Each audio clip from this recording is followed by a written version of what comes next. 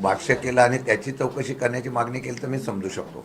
काँग्रेसने सुद्धा आम्ही विजय वडेट्टीवार यांच्या मताशी सहमत नाही याचं स्पष्टीकरण दिलं पाहिजे का? कारण त्यांनी ओबीसी नेते या नात्याने त्यांनी हे वक्तव्य केलं असं ते म्हणू शकतात येत्या काळात. नाही, काय करायचं हे त्यांनी ठरवावं. शेवटी आम्ही सुद्धा आजपर्यंत महाविकास आघाडी म्हणून कुठल्याही प्रकारची आमच्या मित्रपक्षाला अडचणीत येईल असं कुठल्याही प्रकारचं विधान किंवा अशा प्रकारचे कुठलाही निर्णय घेतलेला नाही. परंतु आज जर ज्या पद्धतीने गेल्या काही दिवसापासून कदाचित त्यांना असं वाटलं असेल की राहुल गांधी आता महाराष्ट्रात फिरल्यानंतर वातावरण पूर्ण आपलं होईल, कोणाच्या मित्राची गरज नाही वगैरे, एकदा त्यांनी जर स्पष्ट सांगावं मला वाटतं की आम्ही फक्त मित्रांना डॅमेज करायचा. 2014ला ह्यामुळे सत्ता गेली ह्या लोकांच्या असल्या वागण्यामुळे. मला वाटतं की शेवटी त्यांनी ही भूमिका आता स्पष्ट करावी. काँग्रेसच्या लोकांनी एक तर त्यांना समज द्यावा की आपल्या मित्रपक्षावर टीका करू नये. सुप्रियाताई केंद्रामध्ये सुद्धा आणि राज्यामध्ये सुद्धा काँग्रेस आणि शिवसेना उद्धव बाळासाहेब ठाकरेंच्या पक्षावर समन्वय साधायचा आम्ही नेहमी प्रयत्न करतो, ठेवलेला आहे. पण अशा प्रकारे जर बोलत असेल तर मग मला उलटा प्रश्न आहे की आम्ही स्वतःच्या स्वार्थी राजकारणाचा प्रयत्न करणारे आपण किती आहात? आपण जिल्ह्यामध्ये कोणाशी निवडणुकीच्या संदर्भातून तडजोड करता, कोणाकोणाला त्याप्रमाणे हे करून घेतात याची चर्चा महाराष्ट्रामध्ये चालू आहे. आम्ही त्याच्यावर कधी भाष्य केलं नाही आणि जर तुमची तशी असेल तर वैयक्तिक सुद्धा आम्ही तशी चर्चा करायला तयार आहोत. आधी पृथ्वीराज चव्हाण आणि त्यानंतर पृथ्वीराज चव्हाणांनी 2014च्या सरकारच्या वरून का असेना वारंवार राष्ट्रवादी काँग्रेस पक्षावर टीका केली. त्यानंतर आता विजय वडेट्टीवार अशा पद्धतीनं सुप्रिया सुळे यांना टार्गेट करतायत. महाराष्ट्रातले काँग्रेसचे जे नेते आहेत ते जाणीवपूर्वक राष्ट्रवादी शरदचंद्र पवार पक्षाला कॉर्नर करू पाहताय का? ज्या भेटीगाठी तुमच्या वाढलेल्या आहेत त्याच्यामुळं त्यांना पोटदुखी व्हायला लागलेली आहे का? नाही, यात आपण ज्या पद्धतीने सांगितलंय मी एवढंच सांगू इच्छितो की राष्ट्रवादी काँग्रेस पक्ष शरद पवार पक्षाला टार्गेट करणं एवढं सोपं नाही. आता त्यांच्या नेत्यांनी राज्याचे अध्यक्ष आहेत हर्षवर्धन सकपाळ, केंद्रातले त्यांचे काँग्रेसचे नेते आहेत, त्यांचे निरीक्षक आहेत, त्यांनी त्यांना समज द्यावी. दिल्यानंतर अशा पद्धतीनं होत राहिलं आम्हाला पण आमची भूमिका स्पष्ट शब्दाने करावी लागेल.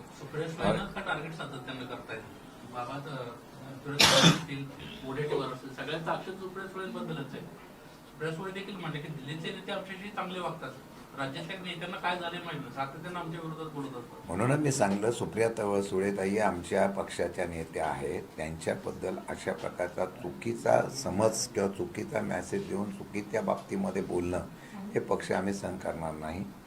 म्हणून मी मगाशी सांगितलं की आता आम्ही राज्याच्या अध्यक्षांशी मी स्वतः बोलेल, त्यांना सांगेल आणि त्यातही जर सुधारणा झाली नाही तर मग आम्हाला काय करायचं त्याप्रमाणे आम्ही सुद्धा भूमिका ठामपणाने घेऊ. जातीचं राजकारण केलं जातंय. शरद पवारांची कन्या म्हणून सुप्रिया सुळे, शरद पवार जे मराठा नेते मानले जातात, महाराष्ट्रातले एक दिग्गज नेते मानले जातात, त्यांची कन्या असलेल्या सुप्रिया सुळेंच्या बाबतीत की त्यांनी ओबीसीचं सर्टिफिकेट काढलेलं आहे असं म्हणून ओबीसी विरुद्ध मराठा असं काहीतरी नवीन वाद लावू पाहतायत का ते? मला वाटतं त्यांनी कोणाची सुपारी घेतली ते त्यांनाच विचारा. कशासाठी ते बोलले ते त्यांना कुठून पुरावा भेटला. सुप्रियाताईंनी ओबीसी दाखला घेतला आहे आणि सुप्रियाताईंनी ओबीसीचा दाखला घेऊन केला. विदाऊट कुठल्याही प्रकारची माहिती पुरावे नसताना जाणीवपूर्वक टार्गेट केलं जातं का? हे कदाचित तुमच्या म्हणण्यामध्ये काही तथ्य असू शकतं. खरं म्हटलं तर आज राज्यामध्ये ज्या पद्धतीने मराठा आणि ओबीसी वाद सुरू केलेला आहे, सत्तेमध्ये वाद मी समजू शकतो. मी आजही म्हणतो ह्या दोन्ही समाजामध्ये वाद त्यांच्या श्रेयवादाच्या असलेल्या महायुतीतल्या 2 नेत्यामध्ये चालू आहे, त्यांच्या मित्रपक्षाच्या प्रमुख नेत्यामध्ये चालू आहे. तो वाद आता तिथे चालू असताना ते वाद इथं डायव्हर्ट करण्यासाठी ही चर्चा महाराष्ट्रामध्ये आहे, तो वाद इथं डायव्हर्ट करण्यासाठी कदाचित हा निश्चय काढला का याची माहिती आम्ही घेऊ. मला वाटतं की आता मराठा आणि ओबीसीला या असलेल्या वादामध्ये त्यांच्यात असलेल्या मित्रपक्षाची चढाओढ चालू आहे. कोणी श्रेय घ्यायचं, कोणत्या जातीचं घ्यायचं याच्यावर ते श्रेयवाद चालू असताना यांनी अशा प्रकारचा संभ्रम निर्माण करण्याचा प्रयत्न केला. हे का केला याची मी माहिती निश्चितपणाने घेईल. तुमच्या पक्षाचे आमदार रोहित पवार यांची मात्र काँग्रेससोबत मागच्या काही वर्षांपासून जवळीकता वाढताना दिसते.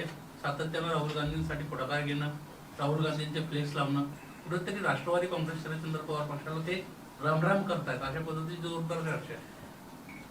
अशा प्रकारची कुठल्याही प्रकारची चर्चा, अशा प्रकारचं कुठल्याही प्रकारचं रोहित पवारांकडून अशी हे करण्याचा प्रयत्न झालेला मला माहीत नाही. आम्ही दोघेही आता आंदोलनात हिंगणघाटला होतो, वर्ध्याला होतो, पक्ष म्हणून आंदोलनात होतो. आता वैयक्तिक त्यांनी राहुल गांधींचं स्वागत महाविकास आघाडीचा एक सहकारी म्हणून केला असेल, हा त्यांचा प्रश्न होता आणि त्याप्रमाणे ते केला. परंतु त्यामुळे ते काँग्रेसच्या जवळीक गेले, काय गेले, मला वाटतं की पक्षाच्या चौकटीत अध्यक्ष या नात्याने जे कोणी पक्षाच्या चौकटीत आहेत त्याप्रमाणे पक्षाच्या चौकटीत काम करतील. परंतु एकीकडे तुमच्या सुप्रिया सुळे नेत्यांवरती टीका होते आणि दुसरीकडे रोहित पवार काँग्रेसच्या जवळ जातात. अर्थात मग ही परिस्थिती काय पक्षामध्ये सध्या तरी? नाही, मी एवढंच सांगेल की काँग्रेसच्या नेत्यांशी मी चर्चा करेल आणि काँग्रेसची तशी भूमिका असेल तर माझ्या पक्षाच्या प्रत्येकाने काँग्रेसच्या भूमिकेच्या संदर्भामध्ये जर चुकीचं असेल तर त्याच्या बाबतीमध्ये आम्ही पक्षाच्या जो निर्णय घेईल तो सगळ्यांना लागू असेल. परंतु मग याच काँग्रेसच्या नेत्यांमुळे खरं तर 2014ची सत्ता तुमची गेलेली होती का? बरोबर आहे. मी मगाशी सांगितलं, मित्र पक्षाला संपवण्यापेक्षा मित्र पक्षाबरोबर एकत्र येऊन काम करणं फार गरजेचं आहे. आज सत्तेत नसताना उद्या सत्तेमध्ये येण्याच्या संदर्भातून महाविकास आघाडी म्हणून या निर्णय घेणं गरजेचं आहे. पण आपल्याच मित्रांच्या बाबतीमध्ये संभ्रमावस्था निर्माण केली जाते. हा इथं भेटला, तो तिथे भेटला, तो तिथे भेटला, मग आता असं आहे, कसं आहे, कसं आहे, तुम्हीच चर्चा करताय. विरोधकांनी केलं मी समजू शकतो, पण विरोधक काय बोलत नाही, आमचे मित्र जास्त चर्चा करतायत. आणि मला वाटतं की या सर्व गोष्टीच्या माध्यमातून त्यांची काय काँग्रेसची वेगळी रणनीती ठरली आहे का काय, याची मी माहिती निश्चितपणाने घ्या. आणि मी त्याच्या सत्ता काँग्रेसमुळे गेली का? 100%. ज्यावेळेला आपली सत्ता महाविकास आघाडी म्हणून काँग्रेस आणि राष्ट्रवादी एकत्र होती, त्यावेळेला ही सत्ता असताना आपल्याच असलेल्या पक्षाचा त्यावेळेला बदनाम करून त्या पक्षाच्या असलेल्या नेत्यांना आणि प्रतिमा खराब करण्याचा, पक्षाचा प्रतिमा खराब करण्याचा प्रयत्न झाला. आणि मग पुढे येणाऱ्या काळामध्ये त्यामुळे ती सत्ता गेली, हे वस्तुस्थिती आहे. परंतु मग आता मात्र तुम्ही स्वतः राज्यातले तुमचे राष्ट्रवादीचे नेते हे राहुल गांधींची भेटून त्या राज्यातल्या काँग्रेसच्या नेत्यांना अशी समज देण्याची विनंती तुम्ही करणार आहात का? मी आज हर्षवर्धन सकपाळांशी बोलीन आणि सुप्रियाताई दिल्लीच्या असलेल्या त्यांच्या हायकमांडशी बोलतील आणि त्यांना आम्ही सांगणार आहोत की या बाबतीमध्ये आपण सगळ्यांना सूचना करावी आणि ती सूचना केल्यानंतर फरक पडेल अशी माझी अपेक्षा आहे. परंतु तुमच्या पक्षाचे नेते वारंवार हाच प्रश्न उपस्थित होतोय गेल्या अनेक महिन्यांपासून. वारंवार तुमच्या पक्षाचे नेते मंडळी जे आहेत ते पंतप्रधान नरेंद्र मोदी, अमित शहा, त्याच्यानंतर इतर पक्षाचे महत्व यांच्याशी भेटीगाठी करतात. त्यामुळे तुमचा पक्ष सत्तेत जाणार की काय अशा पद्धतीच्या वारंवार चर्चा आहे. त्यामुळे काँग्रेस तुम्हाला कुठेतरी टार्गेट करते. गेल्या 6 महिन्यापासून रोज ह्या बातम्या आहेत की आम्ही जाणार, पण अजून पण आम्ही गेलेलो आहे का? आम्ही आहे तिथंच आहे ना. पण आम्हालाच का टार्गेट केलं जातं याची मला आश्चर्य वाटतं. आणि त्यामध्ये काँग्रेस त्याच्यामध्ये त्यांची काय रणनीती मला माहीत नाही. पण एक आहे, याचा अर्थ असा आहे की शरद पवारांच्या नावाचा अजूनही दबदबा आहे म्हणून फक्त ह्याच पक्षाला चर्चा करण्याचा विषय घेतला जातोय असं मला वाटतंय. परंतु तोच पुन्हा मुद्दा उपस्थित होतोय सातत्यानं. तुमचा पक्ष जो आहे तो कुठेतरी सत्तेच्या जवळीक जातोय म्हणून काँग्रेस तुम्हाला टार्गेट करते. अर्थात तुम्हाला काँग्रेस महाविकास आघाडी काँग्रेसने तसं सांगावं स्पष्ट शब्दात की तुम्ही सत्तेत जाताय म्हणून आम्ही तुम्हाला टार्गेट करतो. मग मी त्याला उत्तर देईन. मला वाटतं की अजूनही मी महाविकास आघाडी म्हणून आम्ही एकत्र राहावं म्हणून आम्ही प्रयत्न करू. परंतु गेल्या आठवड्यापासून ज्या पद्धतीने चाललेलं आहे ते योग्य नसून याच्या माहितीमध्ये मी आज सूचना करेल. ती सूचना केल्यानंतर जर त्यात फरक पडेल अशी अपेक्षा व्यक्त करतो. नाही झालं तर आमच्या पक्षाची भूमिका आम्ही स्पष्ट करू. राहुल गांधींच्या पुण्याच्या कार्यक्रमाला चांगलं यश आलं, त्यांना बळ आलंय काँग्रेसला, त्यामुळे हा आत्मविश्वास काँग्रेसचा द्विगुणित होऊन तुमच्यावरती टीका होते का? कदाचित असं पण असेल. त्यांना वाटलं असेल आता एका एकट्याच्या ताकदीवर आम्ही महाराष्ट्र जिंकू शकतो असं त्यांना अपेक्षा वाटली असेल म्हणून आमच्यावर प्रेम जास्त होतू दाखवायला लागलेले आहे. पण मला वाटतं की ते प्रेम होतू दाखवताना एकत्रित आम्ही राहिलो आणि एकत्र त्याचा फायदा होईल. आमच्यात विभाजन झालं तर बाकीच्यांना विभाजनाचा फायदा होईल याचा विचार त्यांनी करावा. कदाचित आमचं विभाजन व्हावं यासाठी कोण प्रयत्न आमच्यातलाच करतो का ह्या सुद्धा शंकेला वाव बदनाम करून काँग्रेसचा एक ओबीसी चेहरा पुढे आणायचा प्रयत्न वडेवार करतात असं वाटतंय. कारण आगामी काळामध्ये कुठेतरी अशा पद्धतीनं ओबीसी चेहऱ्याला संधी महाराष्ट्रात मिळू शकते अशी चर्चा आहे. कोणाला पुढे आणायचं? स्वतःला राज्यातला ओबीसी नेता म्हणून असं आहे की संपवूया. विजय वडेट्टीवारांना त्यांच्या काँग्रेसच्या नेत्यांनी कोणाला पुढे आणायचं काय नाही ते ठरवावं.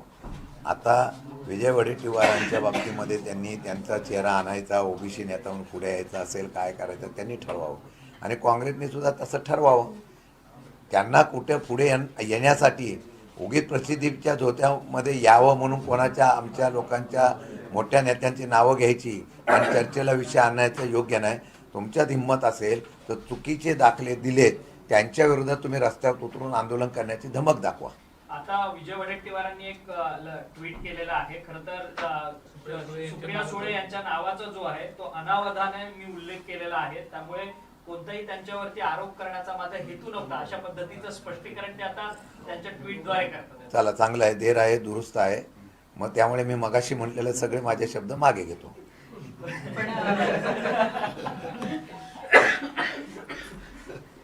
तरी म्हणजे आज जरी विजय वडेट्टीवार यांनी माफी मागितली असली किंवा ते बॅकफुटवर जरी गेलेले असले, अनावधानानं नाव घेतलं असं जरी म्हटलेलं असलं, तरी पृथ्वीराज चव्हाणांनी मात्र जे आरोप केलेले आहेत त्यावर ते अजूनही ठाम आहेत. त्यामुळे काँग्रेस हे वारंवार राष्ट्रवादीला टार्गेट करू पाहत आहे. यातून काही तुमची सुटका होते असं दिसत नाही. नाही, आमची कोण आम्हाला अडकवण्याचा प्रयत्न करू शकत नाही. आमची सही सलामत सुटका होईल, काही काळजी करू नका. फक्त माझं एवढंच म्हणणं आहे की महाविकास आघाडी म्हणून मी सगळे एकत्र विकासाच्या विचाराने गेलं पाहिजे. कोणतंही स्टेटमेंट करताना तुम्ही आत्तापर्यंत बघा, आम्ही कधीही आमच्या मित्रपक्षावर कुठलंही स्टेटमेंट केलेलं नाही, तो करण्याचा प्रयत्नसुद्धा केला नाही. मला वाटतं की आता याच्या पुढे आपण बोध घेऊन सगळ्यांनी एकत्र राहिलं तर पुढं चांगलं होईल. आता तुम्हीच आम्हाला जबरदस्ती ढकलण्याचा प्रयत्न का करताय मला कळत नाही. का कोणी सांगण्यावर आमच्यावर टार्गेट करतायत ते कळत नाही मला. परंतु विजय वडेट्टीवार त्यांच्या ट्विटमध्ये असं देखील म्हणतात की मी जरी अनावधानानं सुप्रिया सुळेंचा उल्लेख केलाय, माझा त्यांना कोणताही टार्गेट करण्याचा उद्देश नाही, परंतु त्यांनी एक महत्वाची बाब अधोरेखित त्यांच्या ट्विटमध्ये केली आहे. जे मराठा नेते ओबीसीचं सर्टिफिकेट आता घेत आहेत त्यांच्या विरोधात मात्र उघड भूमिका आहे, कारण की ओबीसी समाजाचं राजकीय आरक्षण आणि सामाजिक आरक्षण वाचवण्याकरता मी माझी लढाई लढतो. नाही, त्या बाबतीमध्ये आम्ही विजय वडेट्टीवारांच्या या भूमिकेला आम्ही विरोध कधी केला आहे? आमचा विरोध एवढाच झाला की सुप्रियाताईंचं नाव घेतलं गेलं, ज्यांचं तथ्य नसताना नाव घेणं आणि ती चर्चेत बातमी आहे ना, त्याच्यावर आमचा आक्षेप होता. मराठा नेत्याने कुठल्या ओबीसीचा दाखला घेतला तर ज्यांनी दाखला दिला त्याच्याविरुद्ध विजय वडेट्टीवारांनी जाऊन जरा पुरावे घेऊन आंदोलन करावं. फक्त ट्विट किंवा तिथं भाषणं टोकून होत नाही. त्यांनी तिथं जावं आणि त्यांना जा विचारावं खोटं कसं. आता आम्ही आमच्याकडे काही ठिकाणी ओबीसी दाखले चुकीचे झाले, आम्ही कोर्टात गेलो ना. तसं त्यांनी कुठेतरी सुरुवात केल्याला पाहिजे ना, बोलून होत नाही ना. हे लोक जे ज्या पद्धतीने दाखले देण्याचा प्रयत्न करतात त्यामुळे खऱ्या परंतु काँग्रेसला तुम्ही इशारा देणार का? कारण की सातत्यानं काँग्रेसला तुमचा इशारा असणार आहे. हर्षवर्धन सपकाळ यांनी गेल्या वेळेला पवारांच्या सुनेला गुंगी गुडिया म्हटलं आणि बॅकफुटला येऊन माफी मागितली. आता विजय वडेट्टीवार पवारांच्या लेकीला अशा पद्धतीचा आरोप करून माघार घेत आहे. कुठेतरी जाणीवपूर्वक संपूर्ण पवार कुटुंबीय यांनाच हे टार्गेट करतायत असं वाटतंय का? आणि मोठ्या मोठ्या नेत्यांनी अशा पद्धतीनं वक्तव्य करायचं, बदनामी होऊ द्यायची आणि मग त्यानंतर माघार घ्यायची, याला काय अर्थ आहे? मी तुमच्या या आणि म्हणजे एका अजून एक महत्वाचा मुद्दा की दोन्ही महिला आहेत. मी तुमच्या या मताशी सहमत आहे. मी कोणतीही जबाबदारीने एखादं स्टेटमेंट केलं तर मी कुठल्याही पुराव्यासकट किंवा जबाबदारीने बोललं तर त्याचा काय होतो अर्थ आहे मला मग माहिती आहे. मला वाटतं की प्रत्येकाने ती काळजी करणे गरजेचं आहे. जाणीवपूर्वक होतं का काँग्रेस विचार करून करतो का त्यांचं प्लॅनिंग आहे या आज तर मी सांगू शकत नाही. परंतु मी परत त्याच गोष्टीवर बोलतो की एकत्रितपणे आम्ही जात असताना कुठल्याही प्रकारचं त्यामध्ये कॉन्ट्रोवर्सी होऊ नये, आपल्यामध्ये गैरसमज होऊ नये याची काळजी प्रत्येकाने घेणे गरजेचे आहे. जर ते होत असेल तर आम्हाला महिलांना टार्गेट करतायत अशा पद्धतीनं. काँग्रेस एकीकडे राहुल गांधी महिलांचे मेळावे घेत आहेत आणि दुसरीकडे महिला पहिल्या उपमुख्यमंत्री आहेत त्यांना तुम्ही गुंगी गुडिया म्हणता. पवारांच्या लेकीला तिने ओबीसी सर्टिफिकेट काढलंय असं तुम्ही म्हणता. मग हा विरोधाभास नाहीये का काँग्रेसच्या भूमिकेत? म्हणजे त्याचा असं होतोय की राहुल गांधींनी महिलांचा सन्मान करण्यासाठी, युवतींचा सन्मान करण्यासाठी कार्यक्रम घेतला आणि दुसऱ्या वेळेला त्याच संस्कृतीमध्ये असलेल्या काँग्रेसच्या नेत्यांनी महिलांचा अपमान करायचा योग्य नाही, ते त्या संस्कृतीत बसत नाही. परंतु काँग्रेसचे नेते सातत्यानं वारंवार तुमच्या पक्षाच्या नेत्यांना टार्गेट करतात, जसं बोललो मागासपासून. मग काँग्रेसच्या नेत्यांना काही इशारा तुम्ही देऊ दिला इच्छिता? मगाशी. जर अशा पद्धतीने जर सातत्याने राष्ट्रवादी काँग्रेस पक्ष, शरद पवारच्या पक्षाच्या नेत्यांना तुम्ही मुद्दाम त्या पक्षाला टार्गेट करण्याचा प्रयत्न केला तर मग परत त्याच पद्धतीने आम्हाला उत्तर द्यावं लागेल. हिंदी में सर हिंदी में करना चाहेंगे. एकच प्रश्न, ते सुनील गाढवे यांच्या जे आहेत एमपीएससीच्या परीक्षेच्या संदर्भात जे आरोप केले जात आहेत त्या अनुषंगानं आज नवनाथ बन यांनी रोहित पवारांवर आरोप केले की रोहित पवारांनी आधी हे सांगावं की हे गाढवे नेमके आहेत कोण, त्यांचा राईट हँड आहे असं त्यांचं म्हणणं आहे. एमपीएससीच्या शरद संदर्भात पवारांसोबत कुठलाही देखील मुद्दा त्यांचे फोटो असेल आहेत. तर सुनील गाढवेला ते संपर्क साधतात असं म्हणतो. काय मला नवनाथ बंगचा खरं म्हटलं तर त्यांच्या स्टेटमेंटची मला वाटतं हसू येतं. असं आहे की कोणाच्या बरोबर कोणाचा फोटो आहे त्यापेक्षा कोणाच्या कालावधीमध्ये फोटो असलेला माणूस, संबंध असलेल्या माणसाचा या पेपर लीक झाले. रोहित पवारांना कधी भेटले असेल, शरद पवारांना भेटले त्यावेळेला त्यांच्याकडे पेपर लीक झाले होते का? अरे तुमचं आत्ताच्या ह्याच्यामध्ये पेपर लीक झाले त्याच्यामध्ये त्याचं नाव आलेलं आहे आणि त्याचं नाव येताना कोणाचं जर समोर आलं, सत्तेच्या सहभागामधल्या माणसाचा आशीर्वाद असल्यानंतर माणूस धाडस करतो. मला वाटतं की आता जे गाढवेचं प्रकरण आलेलं आहे, नवनाथ बंगने सांगितलं मग ह्यांच्यावर फोटो आहे त्यांच्यावर फोटो आहे, कोणाचेही फोटो असो, पण त्या तुमची जबाबदारी काय आहे? तुम्ही सत्तेमध्ये आहात ना, तुम्ही सरकारमध्ये आहे, तुम्ही ती जबाबदारी इतर ते फोटो दाखवून टाळू शकत नाही. तुम्ही कारवाई करण्याच्या संदर्भात आदेश द्यायला पाहिजे होता. नुसत्या त्या लोकांना ज्यांनी पेपर फोडले त्यांच्यावर कारवाई करण्यापेक्षा ज्यांची जबाबदारी ज्या खुर्चीवर बसलेल्या आहेत त्या खुर्चीवर बसलेल्या लोकांनी त्या ठिकाणच्या जबाबदारीने ती एवढी बातमी 6-6 महिने 3-3 महिने सगळ्या देशामध्ये पेपर लीकचे प्रश्न येत आहेत. दिल्लीमध्ये आंदोलन झाल्यानंतर सुद्धा परत पेपर लीक होत असेल तर त्या धाडसाचं कौतुकच करायला पाहिजे, त्याच्यावर कारवाई करायला पाहिजे नव्हते. आणि आताही कारवाई करताना जुजबी करतील ह्याच्या मागचे सूत्रधार जर सुटले गेले तर परत त्याला अर्थ राहणार नाही. का माझ्या मागं कोणतरी राजकीय आशीर्वाद देणारा जर असेल तर मी काही करू शकतो या भ्रमामध्ये अशाच प्रकारचे होणार. त्यापेक्षा परीक्षाच घेऊ नका. सर एकीकडे याच एमपीएससीच्या ह्याच्यावरतून खरं तर MMRDA ने जी म्हणजे पेपर्स घेतले त्याच्यामध्ये देखील मोठ्या प्रमाणात घोळ आहे. सातत्यानं तुमच्या पक्षाचे अनेक नेते मंडळी ती देखील परीक्षा रद्द करून पुन्हा एकदा परीक्षा घेण्यात यावी अशा पद्धतीची मागणी करतात. एकीकडे आदिवासी विद्यार्थी गेल्या 14 दिवसांपासून उपोषणाला बसलेले आहेत मांजरीमध्ये, त्यांची दखल कुठेतरी घेतली जात नाहीये. या सगळ्या विषयांकडे कसं पाहतात? आदिवासी विद्यार्थी गरीब त्यावेळेला आंदोलनाला नागपूरला आणि पुण्याला बसलेले आहेत. आज सरकारचा 13-14 दिवसानंतर आज सरकारचे मंत्री त्यांना भेटणार आहे. म्हणजे किती मस्तीमध्ये हे सरकार आहे बघा. मागण्या फार साध्या आहेत त्यांच्या की वय झाल्यानंतर मला त्या वसतिगृहामध्ये काढू नये, कारण त्यांची परिस्थिती बघितली तर त्यांना त्याच वसतिगृहात ठेवावं. त्यानंतर वेगवेगळ्या प्रकारच्या त्यांच्या मागण्या ज्या आहेत त्या मागण्या पूर्ण करण्यासाठी फक्त एक मागणी दूर करायची. आता सेंट्रल अन्न पुरवठा आहे तो रद्द करावा, ताजा अन्न आम्हाला गृहामध्ये मिळावा, अशा प्रकारच्या अनेक मागण्या असतील.